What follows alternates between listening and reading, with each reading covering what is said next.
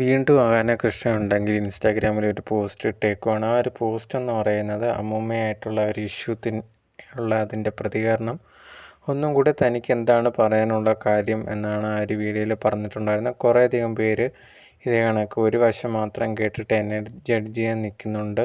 ആൾക്കാർക്ക് കാര്യം എന്താണെന്ന് ഇതുവരെ മനസ്സിലായിട്ടില്ല. ഞാനുണ്ടെങ്കിൽ അങ്ങനെയൊക്കെ പറഞ്ഞതിൻ്റെ മെയിനായിട്ടുള്ളൊരു കാര്യം, എനിക്കും എൻ്റെ കുടുംബത്തിനെതിരെ അമ്മൂമ്മ പറഞ്ഞിട്ടുള്ള കുറേയധികം കാര്യങ്ങളുണ്ട്. അതൊന്നും അവർ പുറത്ത് വിടുകയൊന്നും ചെയ്തിട്ടില്ല. അവരെല്ലാം പറഞ്ഞതിനുള്ള മറുപടിയായിട്ടാണ് ഞാൻ പറഞ്ഞിട്ടുണ്ടായിരുന്നത്. അത് മാത്രമേ പുറത്ത് വിട്ടിട്ടുണ്ടായിരുന്നു. അത് ഞാൻ കുറേയധികം പേര് എന്നെ തെറ്റിദ്ധരിച്ച് മെസ്സേജും കാര്യങ്ങളൊക്കെ ഇട്ടിട്ടുണ്ടായിരുന്നു. അവർക്കെല്ലാം ഞാൻ എന്താണ് കാരണം എന്ന് പറഞ്ഞപ്പം തന്നെ അവർക്കത് മനസ്സിലാവുകയും അവരെന്നെ സപ്പോർട്ട് ചെയ്യുകയും ചെയ്തിട്ടുണ്ടായിരുന്നു. കുറേയധികം പേര് കാര്യമറിയാതെയാണ് ജഡ്ജ് ചെയ്യുന്നത്. ഈ ഒരു സമയത്തെങ്കിലും എനിക്കിതിനെപ്പറ്റി പറയണമെന്ന് തോന്നി.